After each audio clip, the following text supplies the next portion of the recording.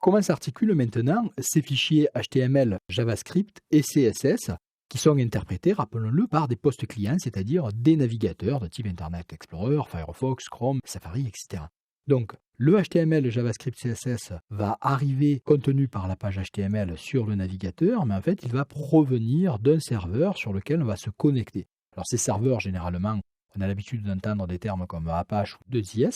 Donc, on va déposer ces fichiers sur un serveur et on va les utiliser au travers d'un protocole HTTP pour pouvoir les transférer d'une machine vers l'autre.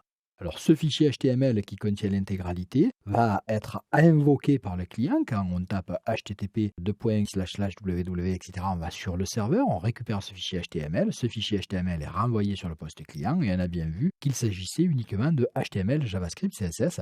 Et donc là, c'est le propos de cette intégralité de ce DVD.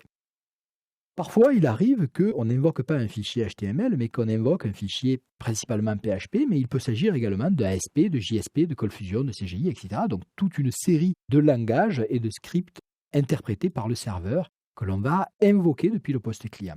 Alors à ce moment-là, le serveur, lui, va faire appel à un serveur d'application. Donc dans le cas d'un langage PHP, il va faire appel à un serveur d'application PHP qui va, lui, transcrire ce langage côté serveur, va le transcrire en HTML. Et bien entendu, le HTML sera renvoyé côté client. Et donc, c'est ici, dans cette mécanique-là, que va se générer le JavaScript, les CSS, les HTML, avant d'être renvoyé au poste client. Il se peut également que le serveur d'application puisse interférer avec une base de données pour aller récupérer des informations, pour rendre encore plus dynamique le contenu de cette page. Mais bien sûr, au final, on réinjectera que du HTML, JavaScript et CSS. Donc, les propos maintenant de l'intégralité de ce tutoriel vont se baser sur ces trois langages, c'est-à-dire HTML, JavaScript et CSS par l'utilisation de Dreamweaver.